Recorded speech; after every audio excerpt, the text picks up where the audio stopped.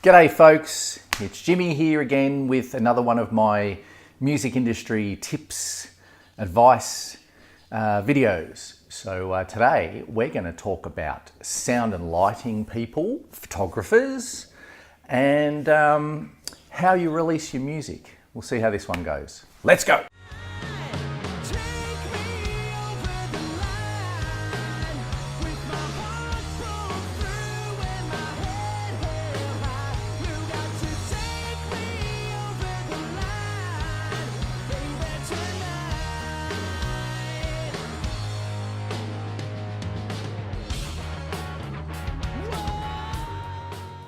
Okay, so on today's video, the first thing I wanted to talk about today was sound and lighting technicians, people. Now, when you rock up, when you're young and you're in a band, you rock up and you're going to play a gig. Most places, most venues, most nights will supply, or a lot, I should say, not most, a lot, will supply a sound engineer, PA operator, and a lighting person for you. Sometimes you have to bring your own, and sometimes the venues provide them. So basically what these people do, if you don't know, is they make you sound either good on stage or terrible on stage, and they make you look good on stage with lighting or no lighting and you look bad. I think it's a pretty important thing that these people, sound and lighting technicians, are shown respect by the bands, because at the end of the day, they can either make you look and sound $1 million, or they can completely ruin your show, depending on how you treat them and how they're feeling on the day and all that sort of stuff. Now, of course, it's their job to make you sound great, to make the bands sound great, and to make the bands look great, because the venue, wants to give the punters that are there, a great experience of a great sounding show and a great looking show. So you go back to the venue because it's a place where you can go and, see and hear really good music. No one's going to go to a venue if the sound is absolutely terrible and there's no lighting and things like that. So that's their job, but at the same time, right, they are working with you, and I think it's very important that when you get to the venue and you're setting up and getting yourselves ready and stuff, if you don't know the sound and lighting people, it would be a really good idea to go and introduce yourself to them, make yourself known to them, and be nice to them, show them respect, because they're working the same as what you are, and in many cases, a lot of those people are doing all the bands on the night, doing sound and lighting for all the bands on the night. And of course they're getting paid for it, yes, but their pay is pretty crappy too, same as musicians pay. Sound and lighting people don't get paid big bucks. And they're working for quite a few hours across the night. You might only be playing a 40-minute set or a half-hour set or whatever. These guys might be mixing 3 bands, 4 bands, and it can get pretty taxing on their ears, and it's also hard work for them. So I think a good thing to do would be to show those people respect. If you be an arsehole to them, you will likely receive a terrible mix, and you'll sound terrible off to the crowd out in the punter land, and the lighting will be crap and you'll look crap. So be respectful and friendly, and they will probably want to help you out. Buy them a drink, offer them a drink. Thank them for working with you. Show respect and be friendly to them, because it does make a huge difference. So that's that on sound and lighting people. And the other people that will hopefully turn up to your gig and make you look great are photographers.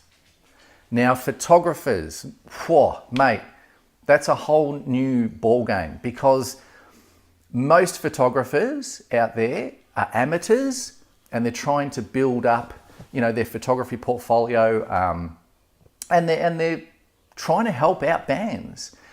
And there are so many photographers out there that are fantastic people, so nice, and they just want to come out and have a good time, take some photos of you and make you look good put those photos up on Facebook and all sorts of social media things, and the bands and musicians then have the opportunity to share those photos around, right?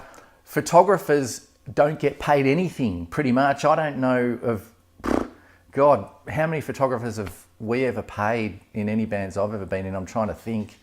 Not a lot, not many. Most of these guys and girls are, as I said, are amateurs, and they're working for the love of music and for the love of photography. And they don't have to take photos of you. They really don't. Don't ever think that some photographer rocks up and they're going to make you just automatically look great. If you treat them like crap, they won't take photos of you.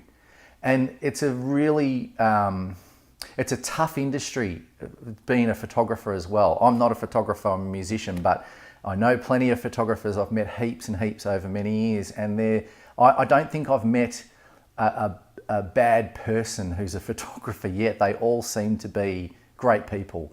So same thing, if a photographer comes to a couple of your gigs and you get to know them, talk to them, thank them for taking these great shots of you, buy them a drink, give them free entry, because they're not coming in and buying drinks and standing there watching the bands. They're usually coming in with big photography equipment on their shoulders, lugging heavy stuff around at the front of the stage, getting their heads blown off by the loudness of the music and taking great shots. And of course, that's their choice to do that. But if they choose to do it to your band, then that's a privilege, and you should thank them and help them out as much as you can. Promote them. Promote them on your band page. Promote them on your personal page. Whenever you put up a photo, don't remove watermarks from photos that these people have taken. That's wrong. And I know bands have done that in the past. Please don't do that. Give them credit for the photos that they take of you, because who else is taking photos of you? What, people on an iPhone or whatever, and they look like crap most of the time. So yes, respect photographers and respect sound and lighting technicians, because they are the people that make you look good, sound good, and all that sort of stuff. And they deserve respect. Now, one last thing that I wanted to bring up as a discussion point, hopefully people might jump in and talk about it. Releasing music, how we release music. Question I would ask is, do we have to release, full albums or EPs anymore? I know that's the traditional way of doing it, and it usually has always worked. But something that I would throw out there is, why can't you release songs instead of albums? And the reason I ask that is, like, you could do one song at a time or two songs at a time. You could have an A side and a B side, like they used to do in the old days with singles on vinyl. But one question I would ask is, say you've got a 10-song album. You release that album, it comes out on a particular day, and really you've got probably a month, maybe 2 months max, to really promote it. So you release your album, you go and play your shows, you hopefully go and tour around the country or head overseas if you're able to do that. But after a couple of months, the promotion of it all is kind of drying up. That's my dog deciding to go berserk while I'm trying to film a video. Bianca, stop! Where was I? Yeah. So after a couple of months, it kind of tends to dry up a bit, the promo side of it. If you've got 10 songs and you release one song each month, and you spend 4 weeks promoting that song, and then you release the next one, and so on, you've got 10 months worth of promo there. If you have a 12-song album and you do the same thing, one song a month, there's 12 months of promo. So while you're touring and playing and stuff, you're releasing fresh songs every month, a fresh song coming out. And then maybe at the end of the 12 months or 10 months or however many songs you got, whenever you're going to release them, you then could maybe release the album as the package, the CD or vinyl or whatever, as the package of all songs together. Now, obviously that, comes into the whole money situation and promoting for 12 months straight or 10 months straight. And it's probably going to cost you a little bit if you're going to push each song. And it also means that if you've got 10 or 12 songs, they've got to be fantastic songs, all of them.